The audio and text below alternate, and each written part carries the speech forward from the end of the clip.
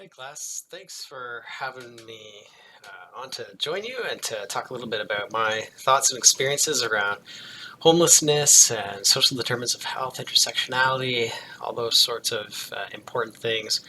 Thanks, Katerina, for inviting me to be a part of your class. Uh, I just introduced myself to you. I'm Dr. Abe Outsorn. I'm an assistant professor in the School of Nursing at Western University.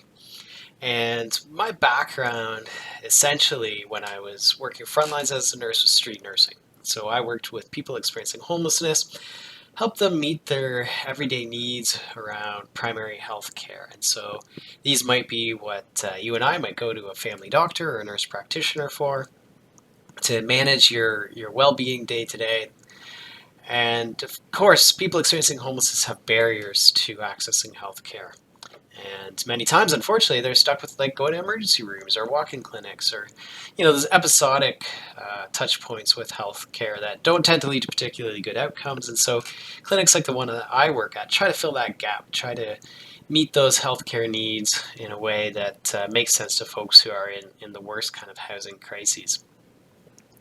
And so, in my opportunities in working frontline with folks, there was really incredible experiences that I had, really challenging experiences at times, really depressing at times when, we saw folks not doing well, for example. Uh, but that experience of working with folks day in and day out and hearing their struggles, seeing their needs, understanding kind of where they came from, where they were going, gave me just a really deep passion for trying to create change around homelessness in our communities. And while I started by being drawn to, how do we just create better healthcare services for folks, over time, what I really have been drawn to is that it's really not just about working kind of on that one-on-one level, and just being kind of nicer nurses and nicer doctors and that sort of thing. But really, what we need to do is we need to change the structures, and so it's looking at, well, why do people become homeless in our societies, and what ways are the housing system implicated in this? What ways are our financial support systems implicated in this? And so that's what I've really been enjoying trying to dig into as a researcher over the past several years is what are the systems at play here and how can we transform those systems? How can we prevent homelessness in the first place? How can we end homelessness as quickly as possible when it happens? And so that's what my program of research is all about. It's all about trying to create those structural changes to create a more equitable society for those experiencing housing precarity and housing loss. So this week, I really wanted to share with you thoughts about, um, inequities, about marginalization, and related to income and related to housing, and share a little bit of what I've learned along the way. Share some ideas about where I think we can do a little bit better in our society, as well as a little bit of what's working well. And so to start the whole conversation off, and I should say, I just really want to have a free flowing conversation with you like I would do if I was showing up to your classroom. And so I don't have any slides or any talking points. I just really want to be open and share thoughts and whatever comes to mind with you. So where I wanted to start though is I want to start with an expression that you've probably all heard, or maybe you've even said, and that's the idea of like homelessness that can happen to anyone.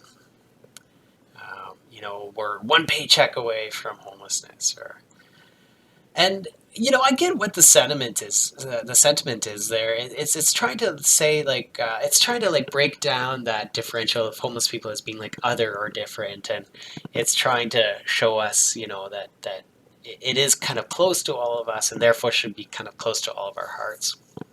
And I mean, I 100% agree with that. The whole reason that I got into working in this area. So my brother experienced homelessness as a teenager for a couple of years here in London.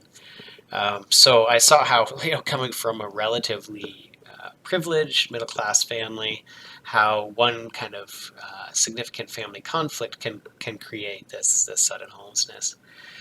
But what's important to me in this talk is to actually say that he's quite atypical in that.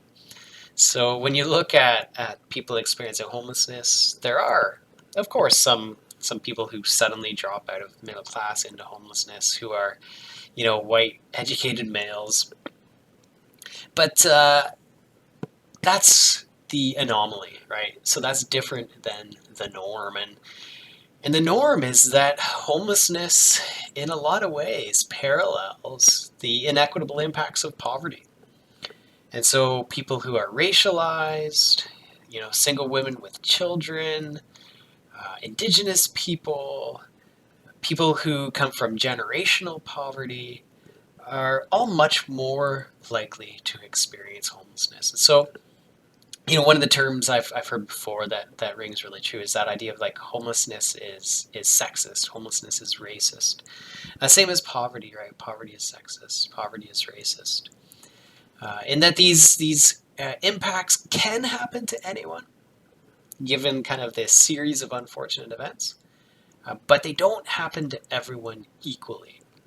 A really good example of that is when we look at youth homelessness, we see rates of people who identify as LGBTQ2 plus anywhere as high as 40 to 50% amongst the youth homelessness population, which is like exponentially higher than the general population. And so clearly, homelessness doesn't happen equally to all youth. It happens much more to youth who are gender or sexual minorities. And that has to do with all sorts of things related to family conflict, family violence, discrimination, that causes that to happen. And so that's the first thing that I wanted to talk about is who does homelessness happen to and how does it happen? Another thing that people often think about is that maybe homelessness is just a function of mental illness and addiction. Right? So I hear this all the time, is that homelessness was created in the 60s once we started to move people out of mental health hospitals into community care and has continued on into today because of that. However, if you look across to other countries who've done similar processes of deinstitutionalization in mental health, the same thing hasn't happened. So it's not that it is inherently related to mental illness. The other thing that demonstrates this is that if you look at the statistics, if you look, sure, only at people who are like chronically homeless, homeless for a year or longer, there you see, pretty high rates of substance use and mental illness. But if you look at just a general population of who comes through the door of an emergency shelter on any night, it's less than 40% who have a major mental illness and less than 30% who have a substance use challenge. So it's in the minority. The majority of people accessing emergency shelters here in London tonight are not going to have a mental illness or an addiction. So that's not necessarily what causes homelessness. It's a factor for many folks, but it's always interconnected with some level of poverty. So the only place we see homelessness occur outside of poverty is in terms of violence against women. And so women will often have to flee to an emergency shelter if they are in a violent relationship and will be staying there in relative hiding until things can get sorted out for where they're going and in relationship to what's going to happen with their if they're in a marriage. And what's going to happen financially and all that sort of thing. So that's the one place where we do see folks with financial means end up in emergency shelters when they're really running away from a very dangerous situation. Apart from that, if you look at emergency shelters, people are deep into poverty. The majority on social assistance, which is like a government-supported income, and very few with employment, and those with employment in precarious or underpaid or gray market or gig type of employment. And so homelessness sure can happen to anyone, but happens mostly to people living in poverty. It can happen to people with mental health challenges and addictions, but those are always kind of co-occurrent with the situation of poverty, lack of supports, and other barriers. And so, the good news for anyone who is experiencing a mental health concern in their own lives or has a family member is that the vast majority of people with a mental health concern do not become homeless. And so it's not that mental illness creates homelessness, but homelessness can happen in the context of mental illness where other factors to support folks are not in place. So that brings me to the topic of intersectionality, which I understand is a topic you've covered in previous class, which is looking at the multiple social factors and what we call social location. So social location being my identity around gender, around ability, around race, class. And so how those different social locations all interconnect with the way that we structure our societies, with the way that we relate to people as humans, and create kind of compounded risk or marginalities in folks' lives. And so, being say an indigenous person who is also perhaps female, who comes from maybe an under-resourced rural community, you start to compound these factors together and you start to see greater risk of people kind of dropping out of the margins of society and into homelessness. So when we look at then who is experiencing homelessness in our community, this is where we start to get those important nuances, where we see some of the systems that really aren't working for folks. A really good example of this is the pathway from incarceration into homelessness. So unfortunately, although, when people are in prison, they're literally a captive audience for any supports you can grant them, any services you can give them, any ways that you can connect them to a better future. That's literally not how our justice system works. Our justice system is very punitive. It's very overwhelmed as well. So it's trying to basically stuff as many people into overcrowded jails, and then once their time is up, they're free to go.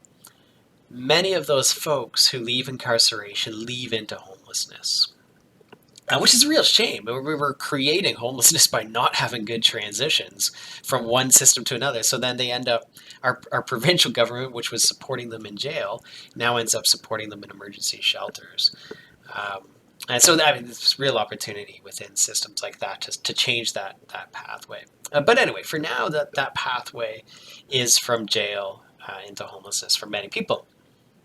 And so when you look at incarceration, that's where you see this incredible disproportion of how our racist structures create inequities around who gets engaged into the criminal justice system. So we see a vast overrepresentation of Indigenous people, in many communities a vast overrepresentation of Black people.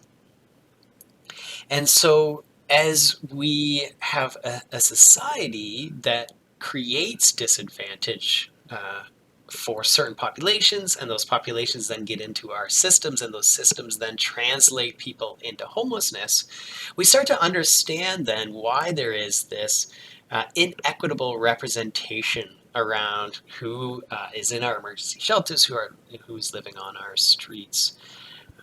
And so to my opening about the things that I'm passionate about, this starts to show you how if we want to make change, we got to get away from just looking at the individual.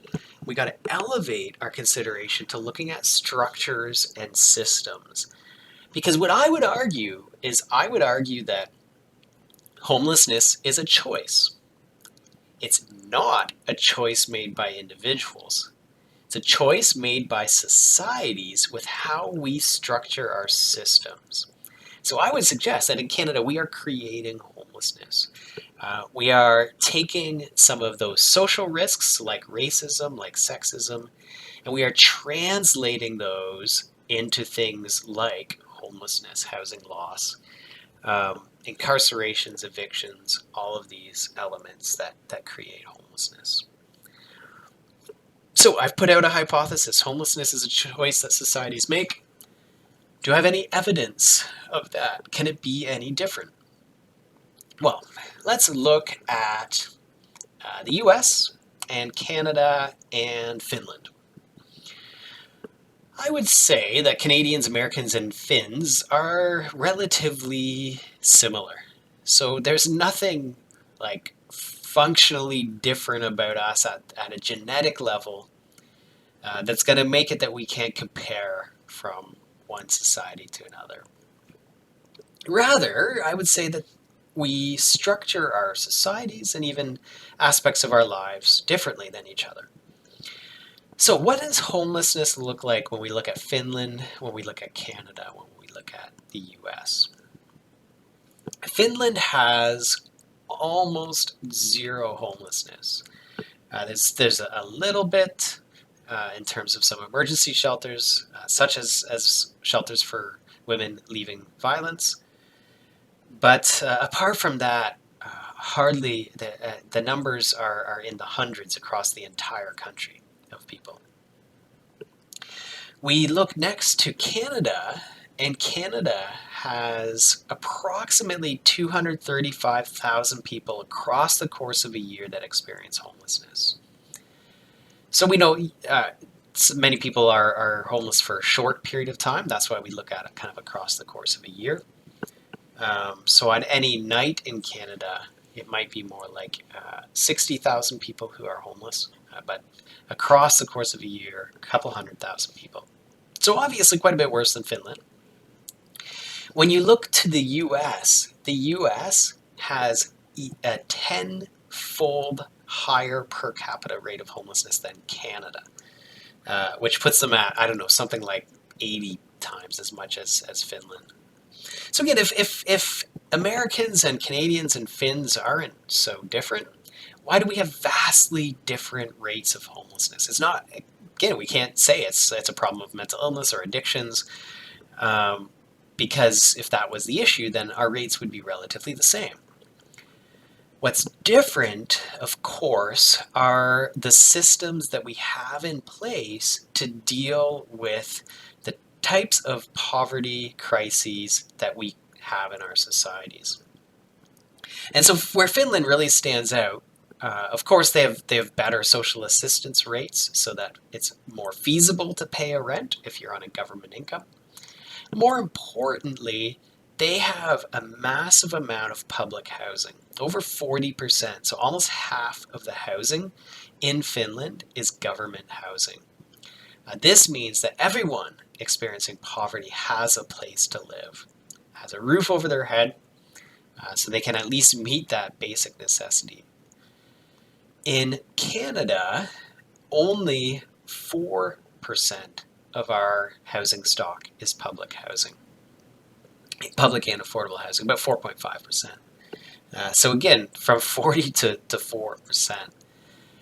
In that context, to get into housing in Canada, you have to be able to pay the rent. And we know that rents are going up astronomically. Even this pandemic has not changed the story on rents. Housing prices going up, rents going up. In the US, the public housing is relatively non-existent, except for some cities who have invested. So New York, for example, has a pretty good public housing stock, but it's not managed at a state or federal level, and so there's no broad access to public housing options. So if you can't afford market rent, which many people can't, and in the US they have like minimum incomes of like $8, $9, $10 in some states. So it's even with a full-time job, you're not even close to paying your rent. Then you're homeless. And so what I would say is that societally, we have decided what happens when someone is in deep poverty. We've decided if there's a housing option for them or not, if there's an affordable housing option for them or not. Unfortunately, what then happens when you combine uh, racial discrimination on top of like colonial histories and their impact on indigenous peoples, uh, with then inadequate systems of support, you start to see that discriminatory outcomes that occur around things like homelessness. And so if you go to the US, for example, um, Black Americans experience homelessness way, way higher rates than white Americans. And so that system has been baked in by both how we treat people from the outset around things like racism, but then secondly, how we've structured how we respond when folks are going to be in a crisis. If there's even going to be a response, if there's even an option for them, there's even a way for them to get off in the streets and into something safer. So I've painted a pretty grim picture for you here.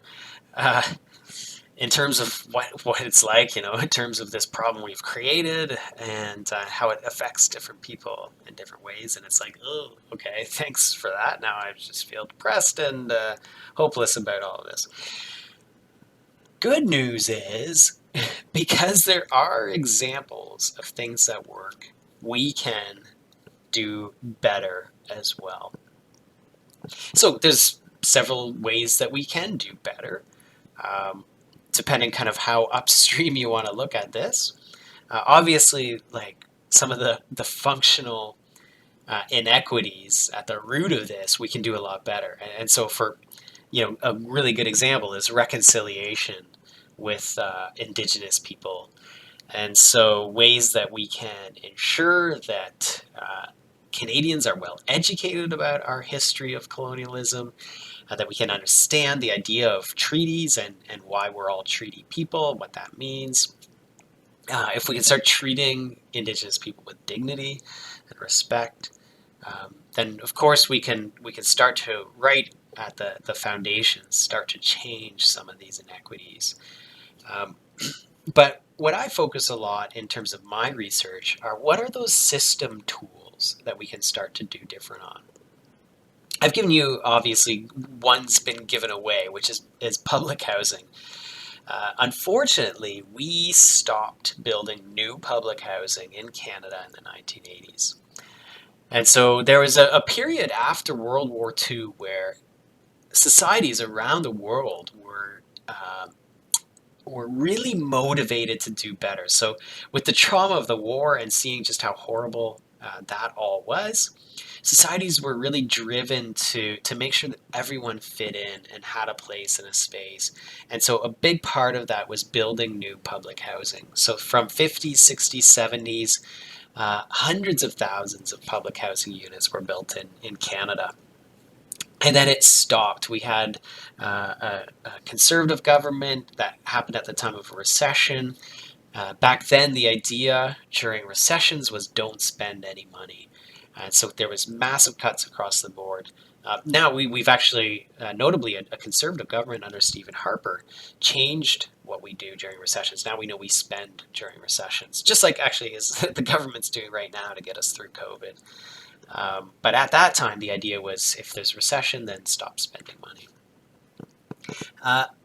We stopped building public housing. And so then what happens is that housing, of course, is full. Some people move out, but not a ton. And then as new people enter into a financial crisis, they have nowhere to go. And so we create homelessness. And so if you look at debates in Parliament from the 1980s, you have in like 1983, they stopped funding public housing.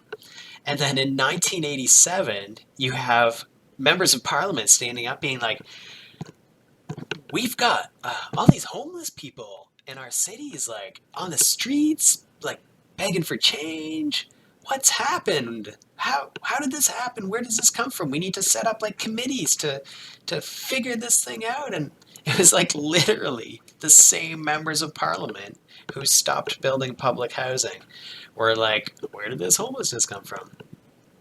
So one of the things absolutely that we can do to change this story here is we can create adequate uh, government housing and affordable housing so that people in crisis have a place to go.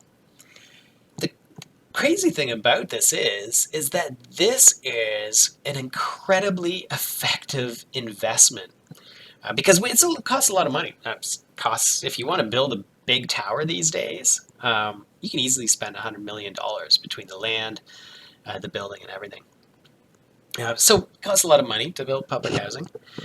However, the downstream effects of leaving someone homeless who is going to be accessing emergency shelters, who may end up in jail, may end up in hospital, who's going to be on income supports, food support, is incredibly expensive. You may have heard of the author Malcolm Gladwell, does some really cool writing about like current cultural issues. And he looked at a person he called $1 Million Murray, which was looking at someone who across 10 years of experiencing homelessness cost the system $1 million. So there you go. All you need is 100 Murrays, and your $100 million apartment just makes a lot of sense, especially because an apartment of that size is probably going to have about 250 units. So you save yourself money in the long run by giving people stable housing to live in. So that's one, is we need housing. Of course, though, for some folks, for that minority that I talked about that have issues around substance use and mental health, they're going to need some support. And that's where something called Housing First has really proved to be effective. Housing First is the idea that the more quickly you get people into stable housing with supports wrapped around them, the better they do in the long run. And so leaving people rough sleeping or in emergency shelters even for a long period of time tends to really decrease their health and well-being. And so we need to think about the fundamental solution being housing, getting folks into that housing quickly and getting them supported. So those supports are huge. And unfortunately, the challenge we have is that the number of people who need kind of home-based support to live day to day are inadequate at this time. And so we have a wait list for people who are homeless, who need someone to help them a little bit day to day to get by. So we've got the right concept of a program. We know what works to end homelessness for folks with high needs. We just need a little bit more funding to actually pay folks to do that important work. So we need housing, we need supports, and lastly, we need to look at some of the fundamental principles that drive our understanding. The one that I wanted to talk about to conclude my discussion with you today is the idea of housing as a human right. So shelter is a right. United Nations, shelter is a right. What does that mean, right? When we say having somewhere, having a roof over your head, somewhere to go, that's a human right. What does that mean? Well, it means that if someone is sleeping in a tent on our parkway, it is actually our responsibility to make sure that they have a better place to go. Now, you might be thinking, like, all of these human rights enshrined into law in the 50s and the 60s, then how is this happening? Like, how is Canada having people who are homeless if everyone has a basic human right to shelter? Well, unfortunately, being signed on to recognizing universal rights does not necessarily mean that your government has translated that into any practical action. So all we have right now in Canada is that, yes, we recognize shelter as a human right. We just haven't done a ton about it. So Wales is a great example because Wales, in the same situation as us, said, we've signed on to this right to housing thing, but we're not doing anything about it. So what they have created is that they've created a responsibility at the municipal levels. Every city in Wales is responsible to ensure that anyone who has touched on any of their public systems is provided with access to housing. So that might be kids who've been in foster care, it might be people who've been in hospital, people who've been in jail, people who've been in emergency shelter. As soon as you're connected with the system, your municipal government is responsible for making sure you've got a place to go. So in Canada, I think it's time for us to translate this right to housing into some kind of practical legislation and action. It's been talked about. So our current Liberal government has a national housing strategy. That housing strategy has acknowledged this right. They are in the process of creating a position of someone who is going to look at what that right means. But to me, that's been a long, slow process from when they launched the National Housing Strategy 3 years ago. They haven't even hired one person to think about what this means. The last thing that we can do is we can look at what it means to have a right to housing. So that might be things like evictions. So I'm not saying that no landlord should ever be able to evict someone. Again, obviously there's situations where, someone's like kicking out the windows or something, that it doesn't make sense to keep them in their current housing. But what a right to housing would mean is, in the context of an eviction, that person would not be moved out of their apartment to the streets. They'd be moved out of their apartment to a more appropriate place for them to live that has the right supports for the challenges that they're facing. Same with eviction because of non-payment of rent. So if someone just can't afford where they're living, again, it's not evicting them to the streets or to emergency shelter, but it's evicting them into housing that meets their affordability need. So I think that's the last thing we need to think about. And housing as a human right is not only going to help us solve homelessness, but in a massive way, it's going to help us prevent homelessness. If we stop the pathway of eviction into homelessness, if we stop the pathway of people moving from one government system out into homelessness, we will create a fundamental shift on homelessness in our communities. So that's what I wanted to share with you today. I hope you have a sense that there are real structural reasons why homelessness exists, that these reasons are inequitably borne by different populations. But on the plus side, we can end homelessness if we look at the right housing supply, if we look at the appropriate supports, and we look at fundamental principles that will help us prevent it in the first place. So thanks again for listening. Thanks for welcoming me to your class, and all the best with your studies.